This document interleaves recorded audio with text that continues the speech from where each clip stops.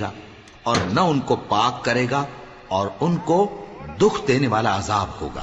اور ان اہل کتاب میں بعض ایسے ہیں کہ کتاب یعنی تورات کو زبان مروڑ مروڑ کر پڑھتے ہیں تاکہ تم سمجھو کہ جو کچھ وہ پڑھتے ہیں کتاب میں سے ہے، حالانکہ وہ کتاب میں سے نہیں ہوتا، اور کہتے ہیں کہ وہ اللہ کی طرف سے نازل ہوا ہے، حالانکہ وہ اللہ کی طرف سے نہیں ہوتا، اور اللہ پر جھوٹ بولتے ہیں اور یہ بات جانتے بھی ہیں۔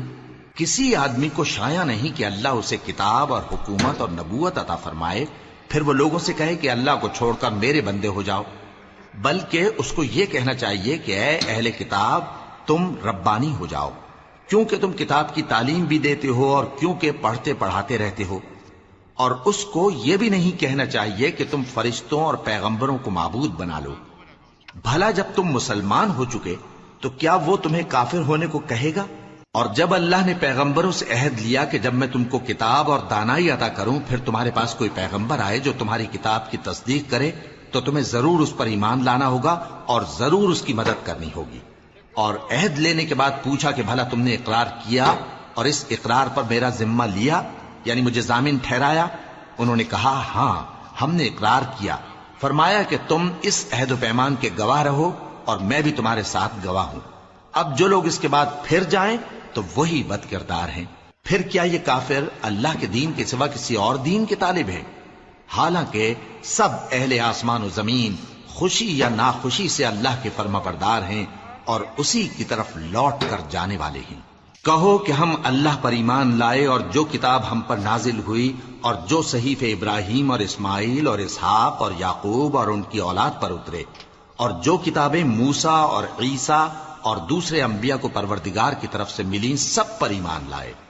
ہم ان پیغمبروں میں سے کسی میں کچھ فرق نہیں کرتے اور ہم اسی اللہ کے فرما بردار ہیں، اور جو شخص اسلام کے سوا کسی اور دین کا طالب ہوگا وہ اس سے ہرگز قبول نہیں کیا جائے گا، اور ایسا شخص آخرت میں نقصان اٹھانے والوں میں ہوگا۔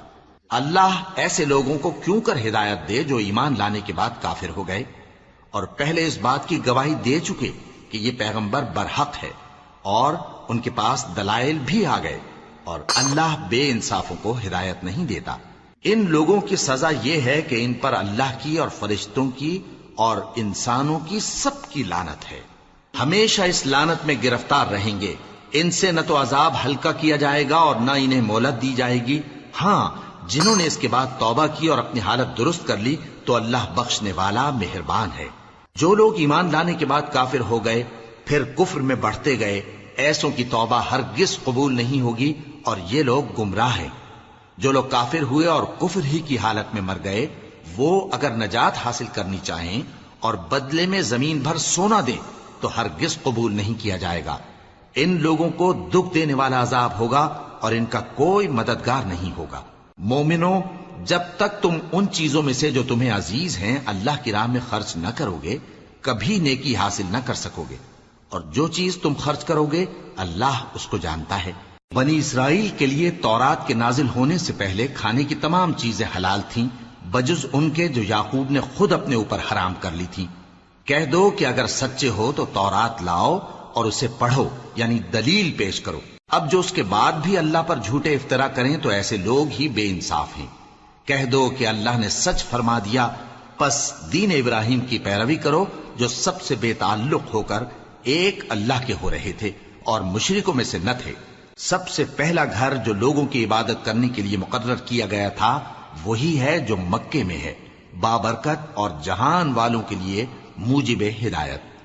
اس میں کھلی ہوئی نشانیاں ہیں جن میں سے ایک ابراہیم کے کھڑے ہونے کی جگہ ہے۔ جو شخص اس مبارک گھر میں داخل ہوا اس نے امن پا لیا، اور لوگوں پر اللہ کا حق یعنی فرض ہے کہ جو اس گھر تک جانے کا مقدور رکھے وہ اس کا حج کرے، اور جو اس حکم کی تعمیل نہ کرے گا تو اللہ بھی اہل عالم سے بے نیاز ہے۔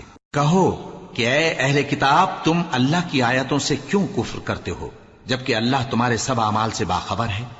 کہو کہ اے اہل کتاب تم مومنوں کو اللہ کے رستے سے کیوں روکتے ہو اور باوجود کہ تم اس سے واقف ہو اس میں کجی نکالتے ہو، اور اللہ تمہارے کرتوتوں سے بے خبر نہیں؟ مومنوں، اگر تم اہل کتاب کے کسی فریق کا کہا مان لو گے تو وہ تمہیں ایمان لانے کے بعد کافر بنا دیں گے، اور تم کیوں کر کفر کرو گے جبکہ تم کو اللہ کی آیتیں پڑھ پڑھ کر سنائی